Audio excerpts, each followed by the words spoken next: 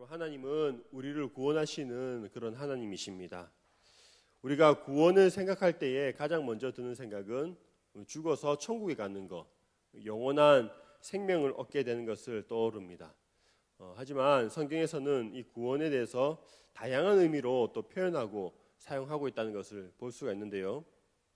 이 구원에 대한 일반적인 의미는 우리가 어떠한 어려움에서 어떤 어려운 공경에서 건짐을 받는다는 그런 의미가 있습니다. 구약에서는 구원을 어떠한 위험이나 위협으로부터, 악으로부터 구출되는 것을 의미할 때가 많이 있습니다. 이러한 구원의 행위를 잘 보여주는 구약의 사건이 있는데 대표적인 사건이 바로 출애굽의 사건입니다. 그래서 우리가 오늘 살펴보고 있는 이 시편 68편의 그 앞부분에도 보시면 그 출애굽, 과거에 하나님께서 행하셨던 출애굽 가운데에, 그리고 광야 생활 가운데에 행하셨던 그런 구원을 언급하고 있다는 것을 알 수 있습니다. 여러분, 시편을 쓴 이 다윗이 살았던 시대의 가장 큰 위험은 외부의 적들로부터 오는 그러한 위험이었습니다. 전쟁의 위험이 항상 도사리고 있었던 것이죠. 이스라엘 주변에는 항상 강한 나라들이 둘러싸고 있었고, 그들의 위험으로부터 보호받고 또 그런 위협으로부터 벗어나는 것이 그들이 생각하는 구원이었고, 그들이 바라는 구원이었습니다. 사랑하는 성도 여러분, 우리가 영원한 생명을 얻어서 천국에 가는 것을 바라고 있지만, 그와 동시에 우리가 지금 처해 있는 상황 가운데에, 현재의 상황 가운데 있는 그 어려움으로부터 벗어나는 구원을 우리가 동시에 바라고 있습니다. 그래서 이러한 현재의 구원은 개개인마다 다 다르다고 할 수 있습니다. 어떤 사람은 질병으로부터 속히 구원되기를 바라고 있고, 어떤 사람들은 어떤 물질의 어려움으로부터, 또 그리고 정치적인 그런 위협과 어려움으로부터 구원받기를 간절히 소망하고 있습니다. 시대적으로 살피면 우리 모두는 이 코로나19가 빨리 종식되기를, 이 코로나19로부터 빨리 벗어나기를 바라고 있습니다. 여러분, 하나님은 미래의 구원을 베푸시는 하나님이시지만 동시에 현재의 어려움으로부터도 건지시고 구원하시는 하나님이십니다. 시편 68편의 이 앞부분에 과거에 행하셨던 하나님, 과거에 구원을 베푸셨던 그 하나님의 구원을 토대로 하여서 이제는 현재와 또 미래의 구원을 하나님께 요청하고 있는 장면을 오늘 말씀에서 살펴볼 수가 있습니다. 68편 오늘 읽은 19절부터 21절까지는 하나님께서 베푸시는 그 구원을 세 가지로 나누어서 이렇게 말씀하고 있는데요. 첫 번째로 바라는 구원은 하나님께서 우리의 짐을 져주시기를 바라는 구원입니다. 제가 19절을 한번 다시 읽어보도록 하겠습니다. 날마다 우리 짐을 지시는 주 곧 우리의 구원이신 하나님을 찬송할지로다. 셀라. 19절에선 하나님께서 날마다 우리의 짐을 져주신다라고 말씀하고 있습니다. 여러분, 인생을 살아가는 데는 여러 가지 짐이 있습니다. 인생에 수고로움이 있다는 것이죠. 아담이 범죄한 이후로부터 땅은 계속해서 가시와 엉겅퀴를 내기 시작했고, 먹고 살기 위해서는 땀 흘리고 애쓰고 수고해야 살 수가 있게 되었습니다. 또 그리고 우리가 일한다고 하더라도 그 일한 만큼, 땀의 대가만큼 그 성과가 이루어지지 않을 때도 있습니다. 우리 육신은 시간이 지날수록 점점 노쇠해지고 늙어가고 있습니다. 나이가 들수록 육체는 여기저기가 아프고 항상 피로감이 몰려오는 것을 느낄 수가 있습니다. 이러한 육체의 짐뿐만 아니라 마음의 짐도 우리가 동시에 지고 살아가고 있습니다. 사람과의 관계에서 오는 그런 스트레스와 짐이 있습니다. 죄로 인해서 하나님과의 관계가 어그러졌고, 또 그와 동시에 사람과 사람 사이의 관계도 어그러지게 되었습니다. 어느 한쪽에 일방적인 잘못으로 인한 경우는 거의 없습니다. 왜냐? 죄인과 죄인이 만났기 때문에 항상 서로가 상처를 주고 또 상처를 받으며 살아가고 있습니다. 부모와 자녀, 가장 가까운 관계라고 하더라도 그 관계에 어려움을 겪고 있고요. 직장생활 가운데서도 우리가 생활하는 모든 영역에서 사람들과의 관계에 어려움을 겪곤 합니다. 다른 사람과의 관계에서 오는 그런 수고로운 짐들이 있지만 또한 동시에 자기 자신과 스스로의 관계에서 오는 그런 어려움도 있습니다. 지나친 우월감이나 열등감에 사로잡혀서 힘들어할 때도 있고, 또 스스로에게 실망하고 또 우울해하고 또 외로움을 그런 느끼는 가운데에 인생의 짐을 지고 살아가고 있습니다.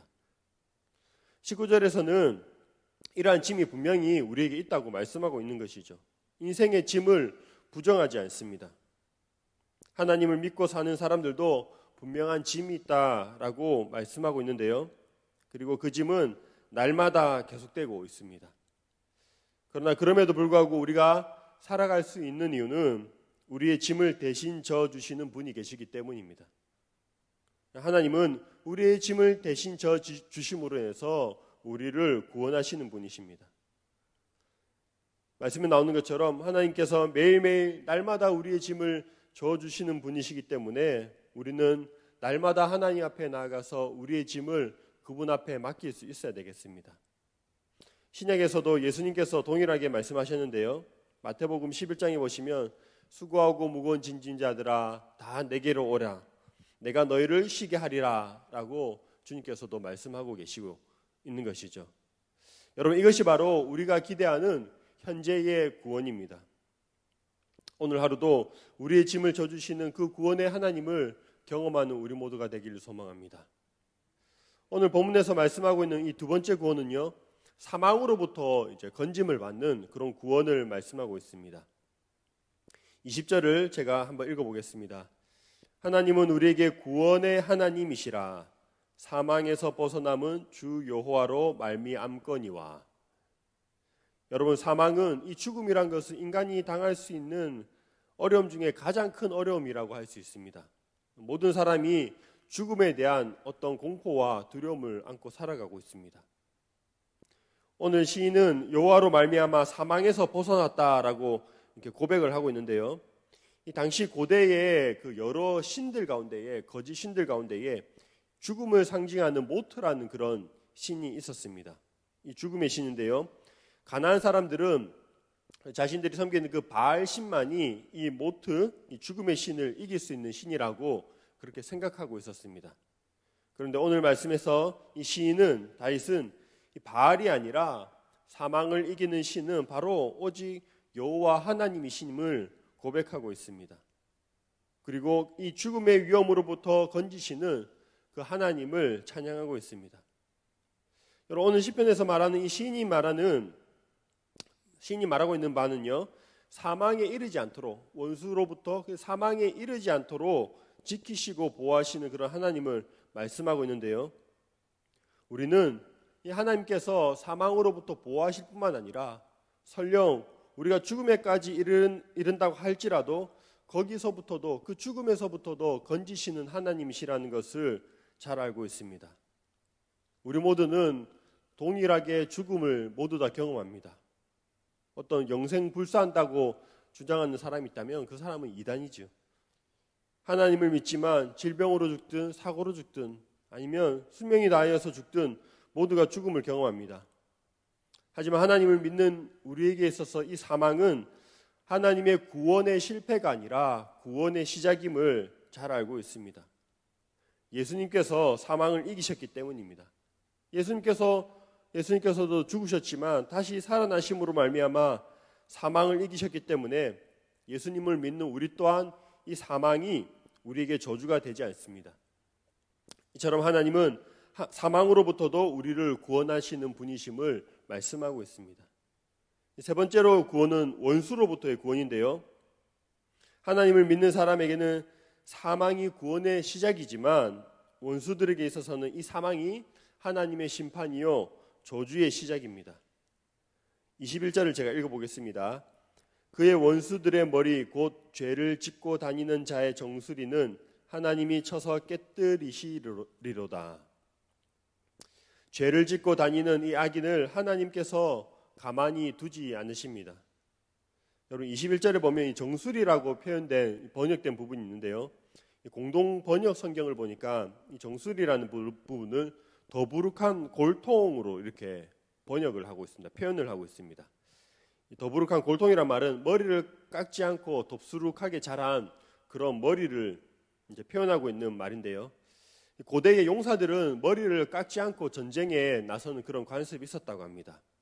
여러분, 우리도 보면은 어떤 사람들은 시험을 치기 전날에 손톱을 깎지 않거나 아니면 이발을 하지 않고 머리를 깎지 않고 하는 그런 사람들이 있죠. 바로 이 표현은 전쟁에 나서는 용사의 모습을 표현하고 있는 그런 말입니다.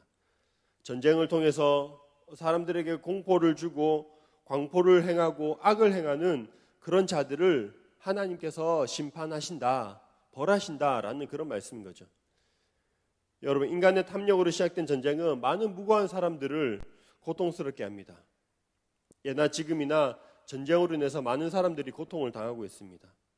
여성과 아이들, 약자들, 선량한 시민들이 고통을 당하고 있습니다. 요즘 아프가니스탄에 대한 그런 소식들이 많이 올라오고 있는데요. 관련된 뉴스를 보니까 탈레반들이 사람들이 휴대폰을 검사해서 그 안에서 성경 앱이나 기독교 관련 그런 내용들이 발견되면 그 즉각 죽이고 있다고 하는 그런 내용들을 보기도 했습니다. 예나 지금이나 이러한 악행들, 원수와 같은 사람들이 있고 그런 악행들이 일어나고 있습니다. 그러나 하나님께서 그들을 깨부시고 택한 자들을 구원하시겠다고 그렇게 말씀하고 약속하고 계십니다. 23절에 보시면 이런 표현이 있는데요. 바산에서 돌아오게 하며 바다 깊은 곳에서 도로 나오게 하고 라고 말씀하고 있습니다. 여러분, 바산은 산인데요. 높은 산을 그렇게 의미하고 있습니다.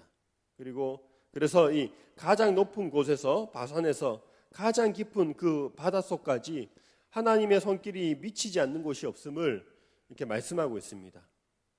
하나님께서는 온 세계에 그리고 모든 사람에게 악이 행하는 심판으로 하나님을 믿는 그 하나님의 백성들에게는 구원으로 역사하시는 분이라는 것을 표현하고 있는 말이죠. 이러한 하나님의 구원이 우리가 하나님을 찬송할 이유가 되고 있습니다.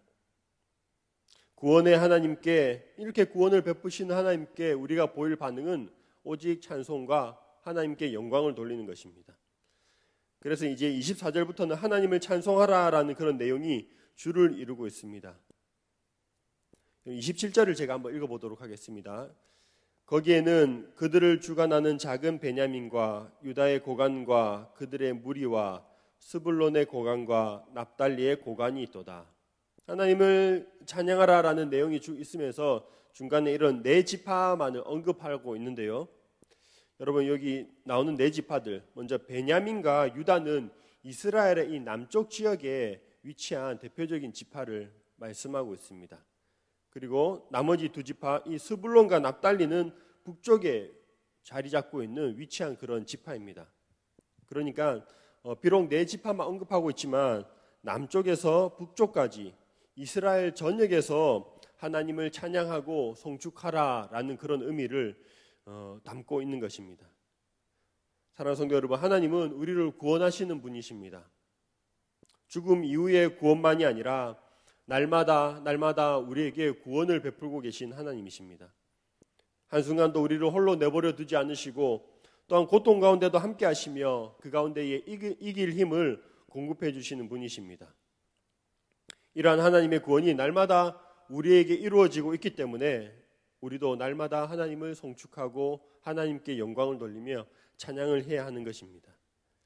그래서 이 시편 68편의 마지막은 하나님을 찬송하라라고 말하며 마무리를 하고 있는데요. 제가 마지막 절 35절을 한번 읽어보도록 하겠습니다. 하나님이여 위엄을 성소에서 나타내시나이다. 이스라엘의 하나님은 그의 백성에게 힘과 능력을 주시나니 하나님을 찬송할지어다. 여러분, 오늘 하루도 우리에게 그렇게 힘과 능력을 주시며 오늘 하루를 견디고 또 구원하시는 그 하나님을 기억하며 하나님을 높이고 찬송하는 우리 모두가 되기를 주님의 이름으로 축원합니다.